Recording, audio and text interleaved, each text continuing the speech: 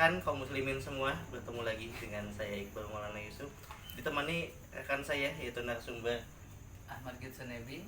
Ya, hari ini kita akan sedikit mengupas ya sekilas mengenai krisis identitas pada generasi Z hari ini. Ya, generasi Z itu ditandai dengan kelahiran tahun 90-an hingga tahun 2000-an awal ya. Gitu kan. Tapi mulai hari ini baru-baru gitu kan marak orang itu seperti tidak punya jalan hidup, tidak ada jati diri, dia akan kemana dan seperti apa gitu. Mari kita kupas tuntas bersama Kang Ahmad Gitsun. Simak dan dengarkan seperti apa opini beliau. Ya. Kembali lagi bersama saya Ahmad Gitsun Nebi. Ya, jadi ketika kita membahas tentang generasi muda ini, kita sangat tahu banget ya, generasi muda ini pada saat ini itu krisis identitas. Kenapa bisa di krisis identitas? Karena mereka itu tidak mempunyai sosok idola di zaman sekarang. Idolanya itu terlihat dari bagaimana mereka melihat media sosial. Mereka itu melihat sosok yang ada disediakan saat ini adalah sosok-sosok K-pop, anime dan sebagainya. Tidak ada idola yang mengatakan bahwa Rasulullah sebagai idolanya. Mengapa ini bisa terjadi? Karena mereka itu krisis jati diri. Mereka tidak menemukan tujuan hidup mereka sendiri. Mereka itu masih krisis. Kenapa? Karena mereka belum menjawab 3 pertanyaan tentang tujuan hidup manusia. Jadi mereka tidak tahu hakikat mereka diciptakan itu untuk apa. Nah, ketika kita tahu bahwa manusia generasi zaman sekarang itu tahu tujuan hidupnya, maka akan kepada pertanyaan Uqdatul Kubro, pertanyaan tentang dari mana, sedang apa, dan mau kemana.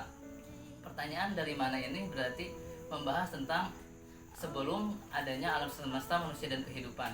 Dan pertanyaan sedang apa ini adalah tujuan hidup manusia itu sendiri untuk apa, dan mau kemana itu adalah kehidupan setelah kematian. Ketika sudah menjawab 3 ini, maka seorang manusia atau seorang generasi ini akan mempunyai tujuan hidupnya itu. Nah, kita singkat aja. Pertama, ketika kita membahas tentang dari mana, berarti kita harus flashback kepada penciptaan waktu itu, penciptaan Nabi Adam. Dijelaskan di dalam surat Al-Baqarah ayat 30, wa iz qala rabbuka lil malaikati inni ja'ilun fil ardi khalifah. Dan berkata, wa iz qala rabbuka, Tuhan ini lil malaikati, kepada malaikat, ini ja'ilun fil ardi khalifah, akan menjadikan pemimpin di muka bumi ini. Nah, pada waktu itu malaikat bukan memprotes ya, bertanya kenapa ingin memberikan pemimpin di muka bumi ini, padahal dulu di bumi ini terjadi pertumpahan darah.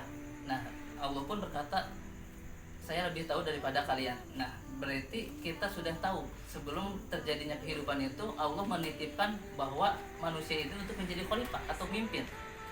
Pemimpin itu berarti manusia itu dijadikan sebagai yang Allah Subhanahu wa taala perintahkan. Jadi manusia adalah manual prosedurnya itu.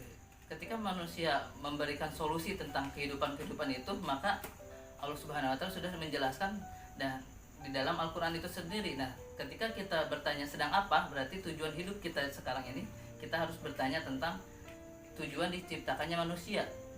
Maka ada dalilnya, wa ma khalaqtul jinna wal insana illa liya'budun, dan tidaklah Allah menciptakan jin dan manusia kecuali untuk beribadah kepada Allah.